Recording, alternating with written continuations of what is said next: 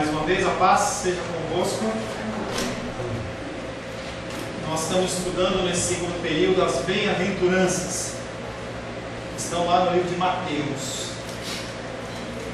Nós já falamos bem-aventurança em conceitos gerais. Semana passada nós acabamos falando sobre bem-aventurados os humildes de espírito. E basicamente quer dizer que o bem-aventurado que é humilde de espírito é aquele que é dependente de Deus. Essa humildade não está falando de pobreza, não está falando de nada a não ser dependência de Deus, que é ligado, estritamente ligado com o preceito da fé. Você não tem como ter fé se não proceder de Deus. Tá? Então nós temos que entender que há sim a nossa parte, há sim a nossa responsabilidade, mas procede de Deus. Nós falamos em bem-aventurados humildes de espírito. Agora nós vamos começar a tratar bem-aventurados os que choram. Confesso a vocês que eu não cheguei a preparar todo o material desse tema, mas eu me senti miserabilíssimo, me senti entristecido ao extremo a minha condição humana perante ao que o Senhor exige. Bem-aventurados os que choram. Mateus capítulo 5, verso 4. Lê, Diana, por gentileza. Mateus capítulo 5, verso 4. Bem-aventurados os que choram, porque eles serão consolados. Bem-aventurados os que choram, porque eles serão consolados. Essa, tal como a primeira das bem-aventuranças de cara, já mostra que não é coisa natural, não é uma coisa comum, e apresenta o crente que vive isso como alguém diferente do mundo. Da mesma maneira que o humilde espírito, os que choram. O crente como alguém inteiramente diferente daquele que pertence a esse mundo. Como na outra bem-aventurança. Alguém pode ser bem-aventurado que chora se ele não é cristão, não tem Cristo no coração? Independente da denominação. Se a pessoa não tem Cristo no coração, ela não pode viver essa bem-aventurança. Porque é o exemplo que o Sebastião deu aqui para mim aqui, sobre o homenzinho e a bateriazinha descarregada, e aí o Espírito Santo vem e dá uma carga na bateria. Se você não tem Cristo no coração, você não é regenerado, o teu espírito ele continua morto, e aí você não consegue entender as coisas espirituais. O mundo, pelo contrário, olha para uma declaração como essa e fala assim: ridículo! Você está falando uma coisa como essa, uma declaração como essa é uma declaração ridícula. É o que o mundo fala. Se você olhar para alguém, algum amigo seu, algum parente, fala assim: olha, bem-aventurados os que choram. O cara vai olhar para assim, se for um crente assim, mais correto, vai falar assim: está amarrado, eu não quero chorar, é coisa nenhuma. Tá? A figura do choro não é uma coisa que o ser humano anseia nem busca. Aquilo que o mundo mais procura evitar é a necessidade de chorar. Toda a sua organização, toda a sua estrutura é sobre a suposição que você tem que fazer de tudo para evitar chorar. Então você não pode chorar porque você está com fome, porque você tem que trabalhar. Você não pode chorar porque você está sozinho, mas você tem que arranjar alguém. E vai todas as estruturas. A Luísa, por exemplo, ela só vai ser feliz nessa Páscoa se ela ganhar o chocolate. Entendeu, né? Aí ela jogou um psicológico comigo assim: pastor, entendeu? Não pode fazer acepção de pessoas, entendeu? Tem que comprar chocolate para as crianças sim, mas para os adultos também. Então a estrutura nossa é da gente ser feliz. Imagina a alegria dela, eu vou dizer para você que você não vai ganhar, entendeu? Você vai já começar a chorar. E você chegar e receber aquele chocolate, olha que alegria, satisfez na necessidade dela momentânea. Aquilo que mais o mundo procura evitar é a necessidade de chorar. Toda a sua organização estrutura-se sobre a suposição que chorar é algo que deve ser evitado. A filosofia do mundo estipula o seguinte: esqueça-se das dificuldades, volte as costas para ela e faça tudo quanto estiver ao seu alcance para não ter de enfrentá-las. É o princípio da psicologia. Você vai com um problema, e aí é colocado que você faz tudo, mas você tem que dar um jeito e tal. Eu lembro de uma ilustração certa vez em que uma pessoa que era homossexual chegou no gabinete do psicólogo falando sobre aquilo, e aí você não tem que tentar conviver de certa maneira que venha à frente a sociedade, mas também que você seja feliz, que você vai encontrando um meio termo. E aí dentro da psicologia você tem, eu sempre troco os nomes, não sei, mas tem um que é o superego, o outro é o ego e do outro lado é o id, eu não sei qual que é qual. Eu sei que você tem uma posição do que você quer ser, uma posição do que a sociedade espera que você seja, e aí você tenta dar uma misturada, uma mesclada para você ser aquilo que não incomoda. O cristão também pode ter esse tipo de atitude. Eu não vou ser tão radical assim em relação à palavra. Não, algumas coisas eu aceito, outras eu não aceito. Algumas coisas eu sigo, outras eu não sigo. Por isso que, em certa maneira, muitas denominações existem por esse contexto. Porque, você está incomodada, porque aqui o louvor não tem bateria. Eu quero uma igreja que tem bateria. Então eu vou abrir uma igreja, eu vou para uma igreja que tem bateria. Tem igreja que tem bateria. E nós não temos porque não aconteceu ainda. Nós não temos espaço físico também para isso. E aí, conforme você vai procurando satisfazer os seus desejos, o seu coração, você tenta evitar a tristeza. Então, o pastor fala muito de pecado. Eu sou um adulto. O pastor fala de adultério, eu vou para uma igreja que não fala de adultério. Eu sou uma pessoa que sou homossexual, eu vou para uma igreja que aceita homossexuais. Eu sou uma igreja que dança. Eu gosto de dançar ao Senhor. Não, então nessa igreja não dança, eu vou procurar. Então a pessoa ela não tenta resolver as suas dificuldades, ela procura alguma coisa para satisfazer e resolver as coisas, aquilo que ele está enfrentando. O mundo opina, as coisas já são bastante ruins para que a gente ainda fique procurando lutas. Assim sendo, seja tão feliz quanto lhe for possível. A organização da vida, em todos os seus aspectos, a necessidade pelos prazeres, a busca pelo dinheiro, a energia e o entusiasmo gastos na tentativa de entreter as pessoas, são apenas outras tantas expressões do grande alvo do mundo. Isto é, a evitar a ideia de necessidade de chorar. E o mundo ele te oferece uma série de coisas para você não ficar entristecido. Então você está com uma dificuldade com a sua esposa, você pode sair para beber. Pessoas, você vê nos bares à noite, você vê que muitos deles têm aliança nas mãos e o cara ele não consegue lidar com uma situação conjugal, seja com os filhos, seja com a esposa, ele sai para beber. Ali ele não tem que falar daquilo. A gente tem o nosso visitante que está mais sumidão, mas ele sempre vinha aqui e ele falava assim: eu não consigo parar de beber, mas ele quer beber, porque ele olha para a situação dele e ele vai tentar matar aquela tristeza dele com outra coisa. Então a pessoa pode não conseguir lidar com situações e ela ir para um estádio de futebol. Não há problema em você ir no estádio de futebol, mas pessoas elas são fanáticas ao ponto de trocarem uma situação pela outra. Pessoas gostam de sair para comer. Não, quando eu estou com fome, a gente vê bastante esse filme. As mulheres, quando elas estão tristes, quando elas brigam com os namorados, com os noivos, não sei o quê, aparece aquela cena em que a mulher ela pega aquele potão de sorvete e ela precisa comer. Ela não quer lidar com a situação, ela tenta mascarar com a situação. É isso que o mundo nos ensina. Você tem que fazer de tudo possível para você não ter que chorar.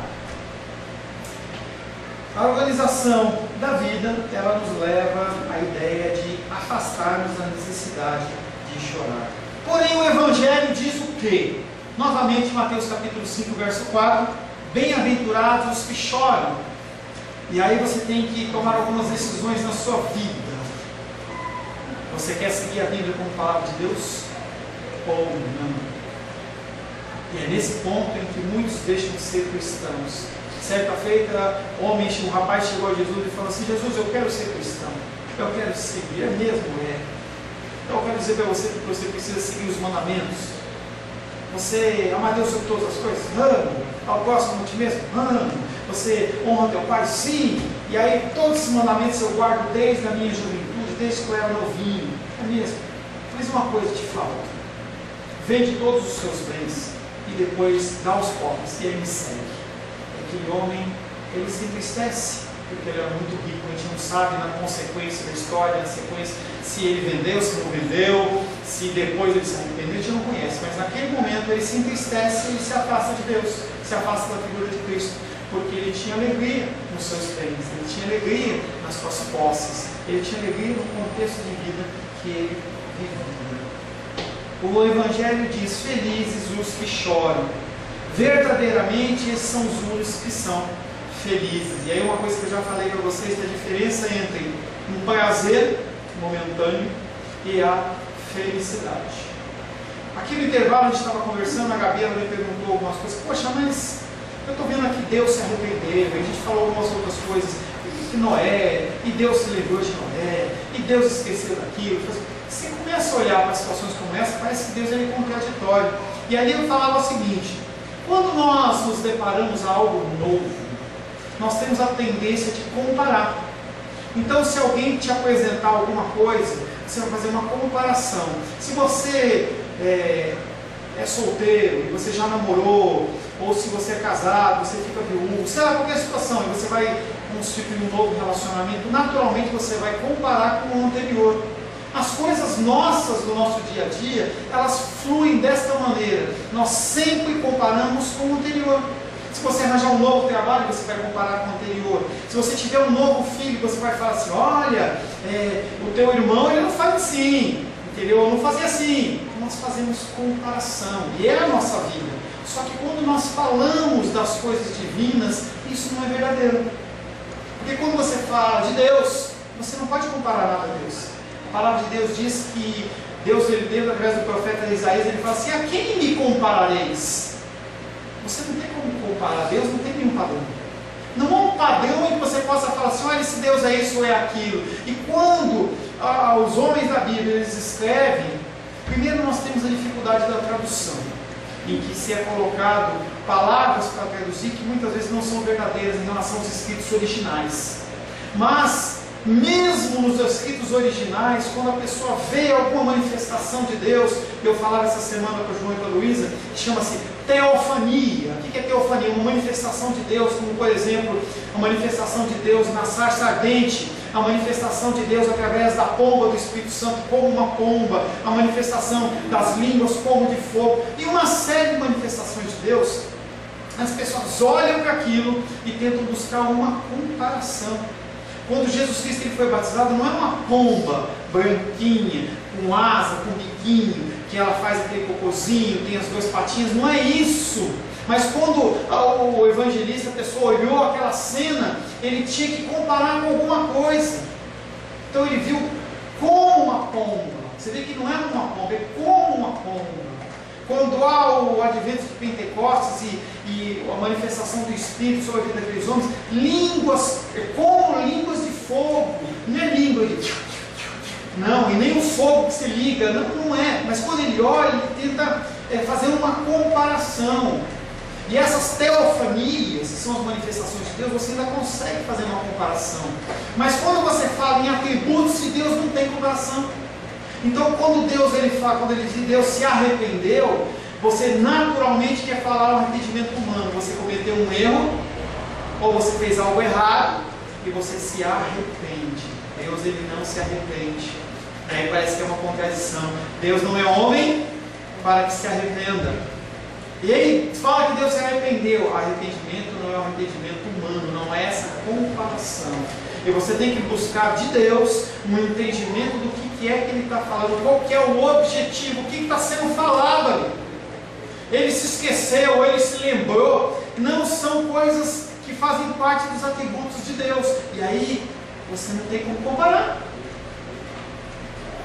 Felizes os que choram. Lucas capítulo 6, verso 25.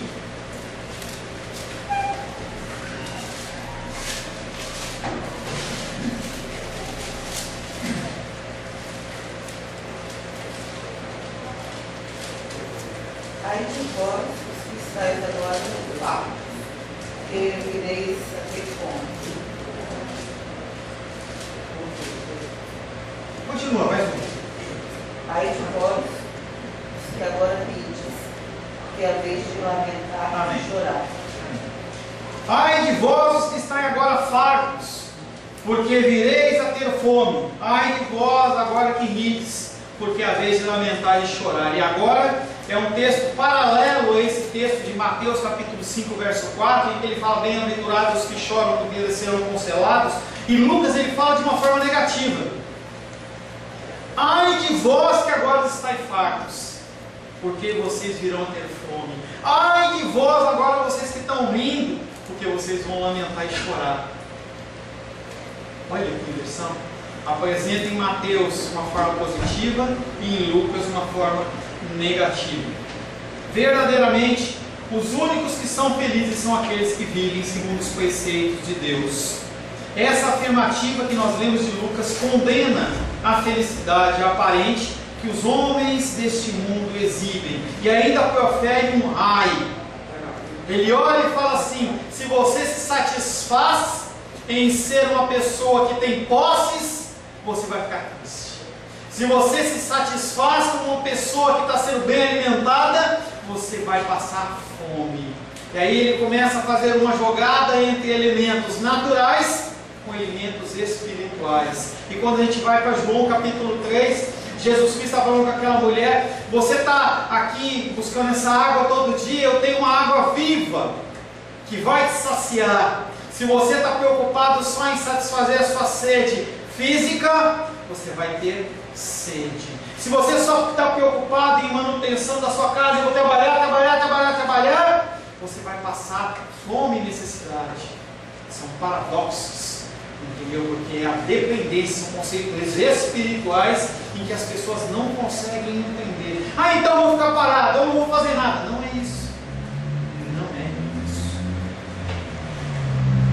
Ele afirma, condena, essa afirmativa condena a felicidade aparente, não a felicidade em Cristo, que os homens deste mundo exibem, proferindo mal contra os mesmos. Por outra parte, promete bênção, felicidade, alegria e paz àqueles que choram. Entenda que essas declarações são para os crentes e para eles têm importância. Uma pessoa que não é cristã, que não acredita em Deus, ela não vive essa verdade. Primeiro que ela não tem Cristo, ela não consegue entender espiritualmente as coisas espirituais, porque ela está morta. Você tem que entender isso. E aí quando você começa a entender isso, com entender esse princípio de soberania de Deus, você consegue fazer declarações como o apóstolo Paulo: eu sei estar rico e sei estar pobre, sei estar farto de comida, sei estar sem comida, sei estar alegre, sei estar triste. A pessoa está feliz em Deus em todas as situações, porque ela é dependente de Deus. Ela sabe que o Senhor está em todo o controle de todas as coisas. Nós temos a nossa responsabilidade humana que nós temos que fazer, mas tudo está nas mãos do nosso Senhor. E aí o Senhor fala: se Ele deu o seu Filho amado para morrer no seu lugar, Ele não te daria graciosamente todas essas coisas? E aí você vai entendendo isso, e conforme você vai caminhando, você vê que as situações que acontecem no seu dia a dia, elas têm a finalidade de te fazer crescer e chegar próximo de entendimentos como esse. Quando você está chorando, você está tudo certo, porque você vai ser consolado pelo Senhor. Está passando uma luta de dificuldade no trabalho, está passando uma luta aqui, passando uma luta ali, uma dificuldade, você sabe que você vai ser consolado. E aqueles que não têm Cristo, eles são entregues aos seus próprios desejos. Romanos fala isso. A pessoa quer ir, vai. Não há consolo. Pessoas se matam, pessoas tiram suas vidas, as pessoas fazem loucuras porque elas não têm o consolo.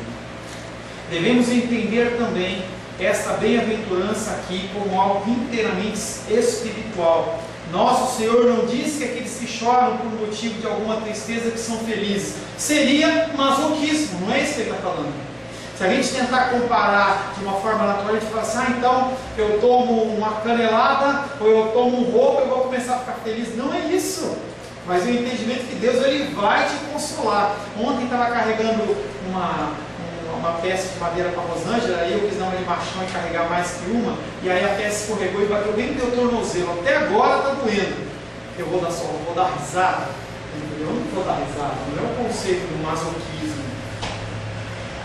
Devemos entender que essa bem-aventurança, como aqui é apresentada, é algo inteiramente espiritual. Nosso Senhor não disse que aqueles que choram por um motivo de alguma tristeza que são felizes. como se esse chorar fosse um sentimento de pesar devido à perda de algum ente querido. Quando você perder o seu ente querido e ele vai falecer em algum momento, você vai chorar.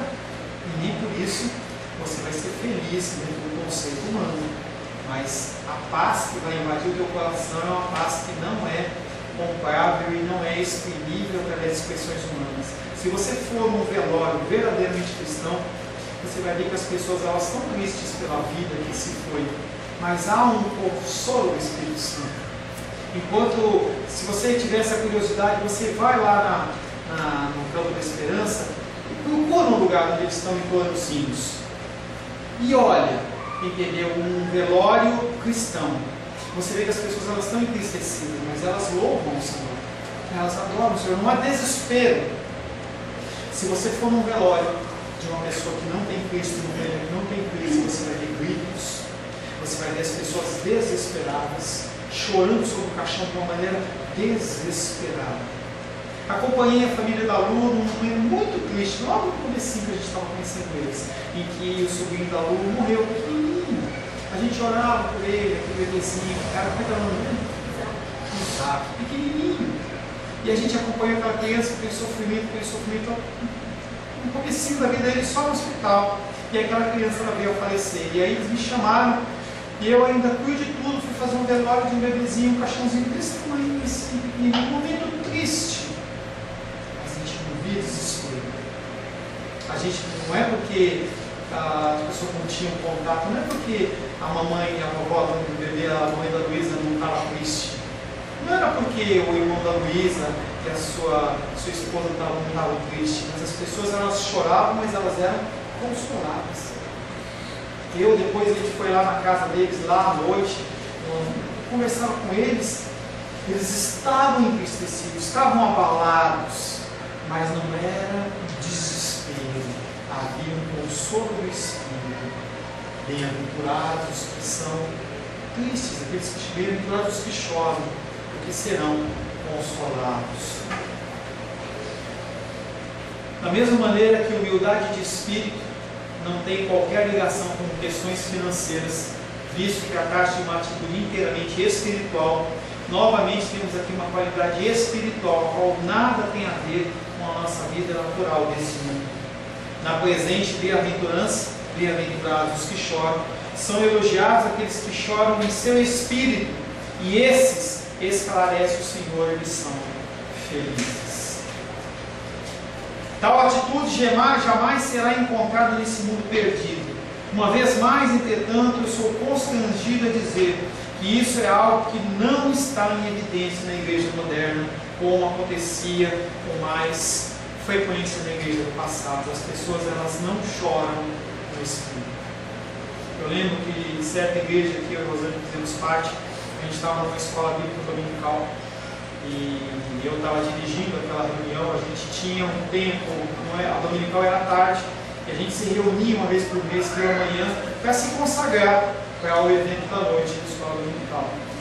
Eu sei que naquele momento, eu como pastor auxiliar, fui delegado a cuidar daquele culto, e eu comecei a falar sobre arrependimento de pecados, e houve um momento de muito quebrantamento na igreja. E o pastor ele chegou para mim e falou assim: eu gostei do que você fez hoje de manhã, você pode fazer à noite? Eu posso. E eu tinha uma concordância muito grande com o início de louvor. E eu falei com ele, falei assim: olha, aquilo que aconteceu de manhã, a gente vai fazer de noite. O pastor ele nos pediu que a gente fizesse. E a gente não vai fazer algo religioso. Nós vamos os dois ficar em oração. E quando for o momento certo, você vai saber que é a hora certa, e eu também. Eu vou entrar no meio do louvor. Vocês vão reduzir o louvor, e a gente vai estar ministrando sobre pecado e arrependimento. E aquelas pessoas elas começaram a ser impactadas, e por alguns domingos a gente fez isso.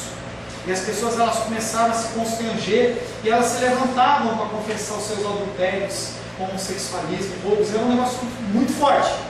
Só que algumas pessoas elas começaram a ficar incomodadas, porque elas eram constrangidas. Mas elas não tinham espírito. Elas estavam vendo aquilo apenas como uma acusação delas. Elas foram ao pastor e falaram assim: pastor, não aceito isso. Está falando do meu pecado aí. Quem é ele? Ouviu de alguém? E aí o pastor me chamou e falou assim: olha, pastor, a gente tem feito, assim, eu queria que se mudasse o formato, que a gente não falasse o pecado, a gente falasse, pastor, mas essa é a direção que Deus está falando. Não, mas essa não é a direção que eu quero. Eu respeito, eu sou autoridade espiritual, então acho melhor te parar. E a gente parou. As pessoas, elas não querem ser confrontadas no espírito em relação aos seus pecados. A igreja de hoje, ela não quer ser confrontada nos seus pecados. Então, se você traz uma palavra de vitória, uma palavra de êxtase, e eu coloco louvor muito tempo, se eu começo a fazer uma série de coisas aqui para massagear o seu ego e o teu entendimento, você acha que o culto ele foi muito legal. Já vi cultos em que a pessoa fala assim, hoje não vamos pregar a palavra, hoje é dia de revelação. E ele joga a Bíblia do lado e as pessoas elas ficam contentes com aquilo, porque não se vai falar sobre pecado. Em certo sentido, essa é realmente a nossa principal razão para considerarmos com seriedade segundo o monte. Nós precisamos ser transformados como igreja. Nós precisamos aprender a chorar no Espírito pelos motivos certos. Preocupa-nos o estado e a vida da igreja nos dias de hoje. A igreja não está exercendo um maior impacto sobre a vida dos homens e das mulheres do nosso mundo, do nosso tempo, devido à própria vida que eu e você levamos. O mundo está como está, porque pessoas não se levantam para ser verdadeiros cristãos. O mundo foi impactado por 12 homens. Primeiro pela figura de Jesus Cristo. Um discípulo era da perdição, foi completo, e através daqueles outros 12 homens, na qual Matias foi agregado como apóstolo, e também o apóstolo Paulo na sequência. Aqueles homens, eles impactaram o mundo. Aquilo que era num lugar do tamanho de um ovo, atravessou fronteiras. Pessoas, devido à dispensação, devido à perseguição, elas foram levando o evangelho através de outras regiões, no lombo de burros, através de rios, de mares, atravessaram continentes. O tempo foi passando através de avião, através de net. Eu sei que o evangelho está chegando através do trabalho começado por 12 homens. Nós estamos aqui em mais que 12 homens, 12 pessoas. E nós não impactamos em nada a sociedade. Porque nós tentamos ou achamos que a nossa vida momentânea é muito mais importante do que a nossa vida eterna e a nossa vida espiritual. Nós dedicamos muito mais tempo à nossa vida terrena do que à nossa vida espiritual. Para que você possa ser um servo de Deus verdadeiro, você precisa começar a abrir mão do seu tempo, da sua vontade, da sua verdade. Pastor, você já vive isso? Estou longe disso. Eu não sou exemplo para vocês. Desculpa. Não olhe para mim. Eu não sou uma pessoa que consigo fazer o que eu estou falando. Eu sou um réu de culto nesse aspecto. Porque as coisas do mundo também me envolvem. As coisas do dia a dia me envolvem. E eu não me dedico como eu deveria me dedicar. E talvez com um grau de mais juízo sobre a minha vida por ser um ministro de tempo integral. Mas eu sou ser humano como vocês. Eu tenho essa dificuldade. Vocês têm essa dificuldade. E nós temos que clamar para que o Senhor, Ele mude o nosso coração. Nada existe de mais trágico ou carente de discernimento do que a suposição, por tantos embalada, de que a igreja ela vai bem, e que tudo quanto lhe compete fazer é evangelizar o mundo fora da igreja. Vou entregar folheto, vou colocar no para-brisa de um carro, vou falar que Jesus te ama, mas eu mesmo não vivo o cristianismo. E aí você tem que entender que a vida cristã ela é feita de aparentes contradições. Quer dizer que então eu tenho que me preparar e só quando eu estiver pronto, você nunca vai ter pronto, nunca vai estar pronto. É a humildade em espírito em que você faz as coisas na dependência. Eu não tenho capacidade nenhuma de estar na frente de vocês. Eu acordo cedo, vou orar, vou repassar o material e falar assim, Deus, tem misericórdia desse povo.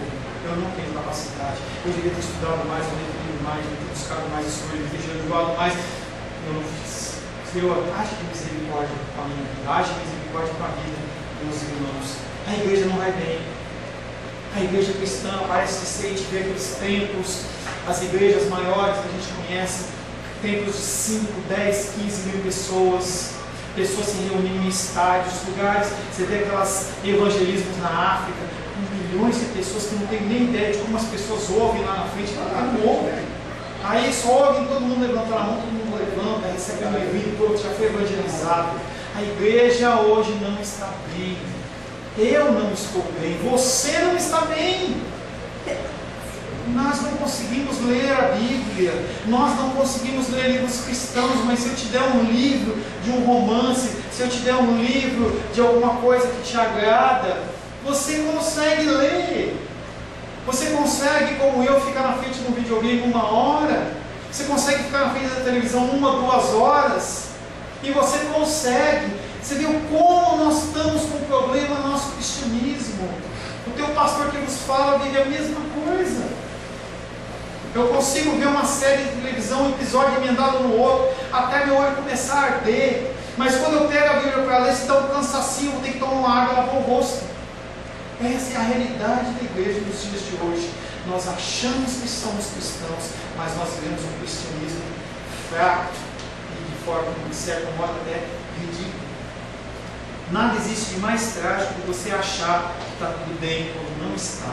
No dia do Senhor, o Senhor ele vai falar: olha, eu te conheço, ou eu não te conheço. Vai ser bem triste. Cada reavivamento que tem na história, novo, prova claramente que aqueles que estão fora da igreja são sempre atraídos por um cristianismo verdadeiro, quando a igreja começa a funcionar realmente como uma igreja de Cristo. E quando os próprios crentes, como indivíduos, aproximam-se da inscrição que aqui encontramos. Queridos, você pode entregar folheto na igreja? Não fora, pode. Você pode entregar panfleto e colocar nos carros, como nós fazemos com uma certa frequência? Pode. Mas se o Senhor não mudar, se o Senhor não trouxer as vidas, se a pessoa entrar aqui nessa igreja ou em qualquer outra igreja, ele não vê um ambiente cristão, se ele não vê em nós um cristianismo verdadeiro, eles não se aproximam. Os membros da nossa família que não são cristãos, que estão afastados, eles não veem o cristianismo verdadeiro em nós. Eles não conseguem sentir o cheiro de como mortos, sentir o cheiro da vida. Eles não conseguem. Os nossos familiares, os nossos entes queridos, aqueles que a gente fala assim: por que ele não vai para a igreja? Porque ele não vê em mim e você o cristianismo verdadeiro. Ele não vê o cheiro, o perfume de Cristo.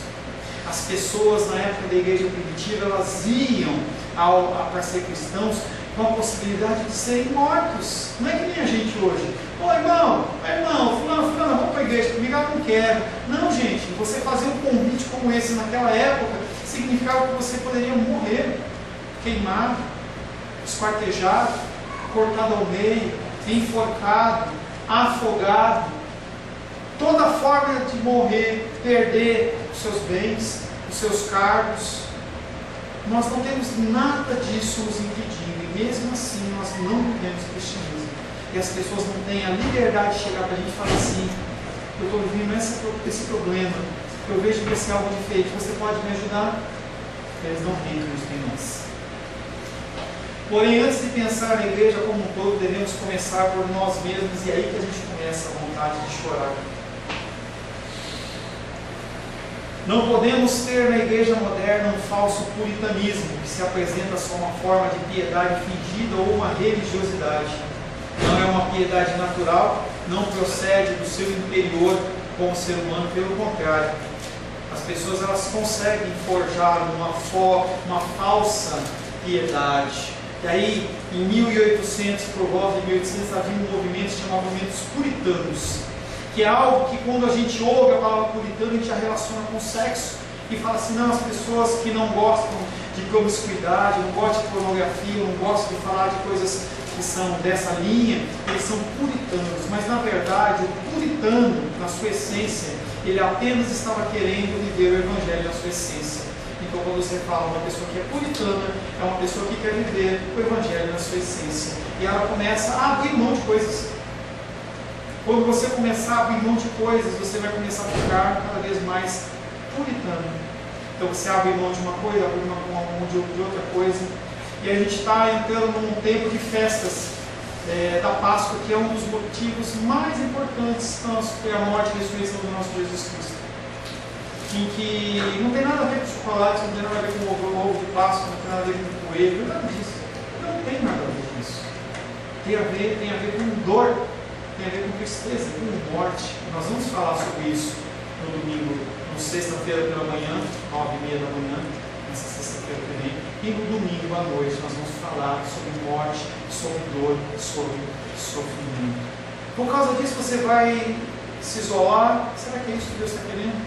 Ou Ele está querendo que você interaja com as pessoas vejam que, apesar da tristeza, apesar do cheiro de morte da Sexta-feira Santa, há sim um perfume de Cristo exalando no ar. Nós podemos cantar aquela música, ressuscitou, e nós levantamos as mãos aos céus, porque realmente Ele ressuscitou. E a partir dessa ressurreição, nosso espírito também pode ser ressuscitado e transformado. E nós podemos sim, a cada dia, ser transformados e mudados, para que a gente possa começar a abrir mão da vida, das coisas da vida. Aquele que quer viver a sua vida, vai perdê-la. Aquele que perder a sua vida, vai tê-la. Eu não estou falando que você está num esquema radical e fala assim, a partir de agora eu não faço nada, eu não participo de mais uma festa, eu não faço mais isso, eu não vou comer isso, eu não vou agir, eu não vou. O irmão fala assim, vamos lá, vamos fazer isso. Não, eu vou orar, eu vou ler, eu vou estudar. Não é isso. Não é esse tipo de radicalismo religioso que Deus está querendo. E é uma coisa que eu fui chamar a atenção essa semana.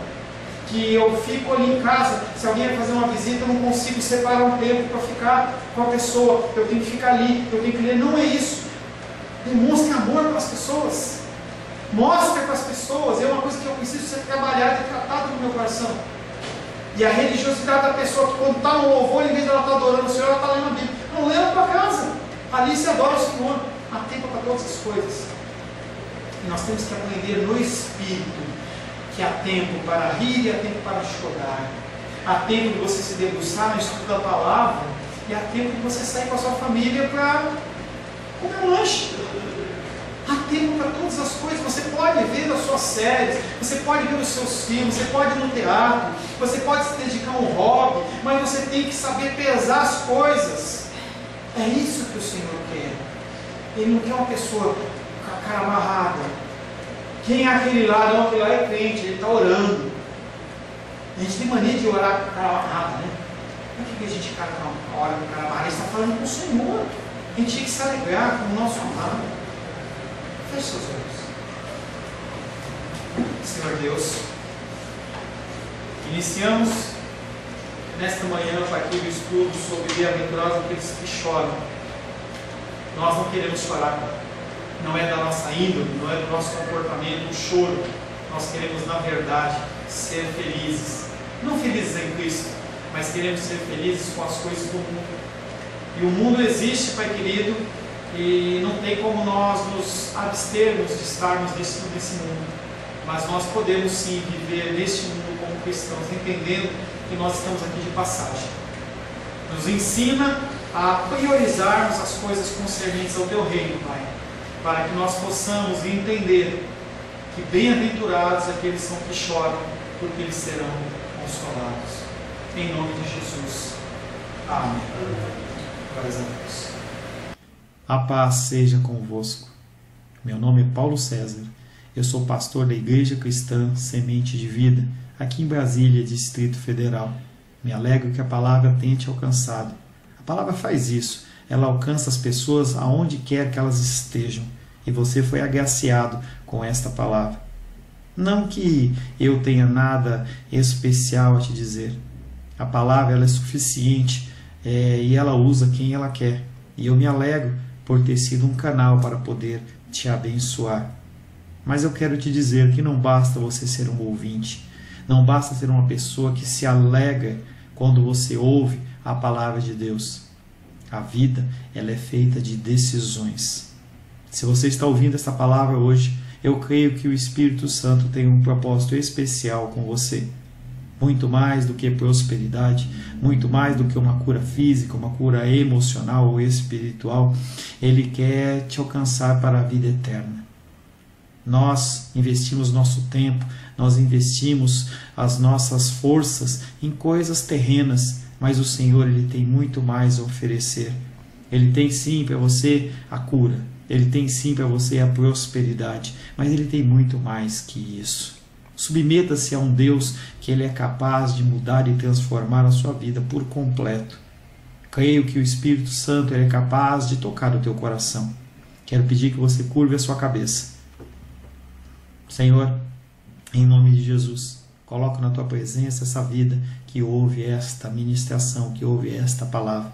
Pai, eu não tenho capacitação nenhuma, mas o teu Espírito Ele é capaz sim de tocar nesta vida, gerar nela mudança, transformação, arrependimento, e que ela possa simplesmente bater no peito, convencendo-se que é pecadora e que precisa de um Deus salvador. Não há um caminho a ti, meu Deus, que não seja através de Cristo.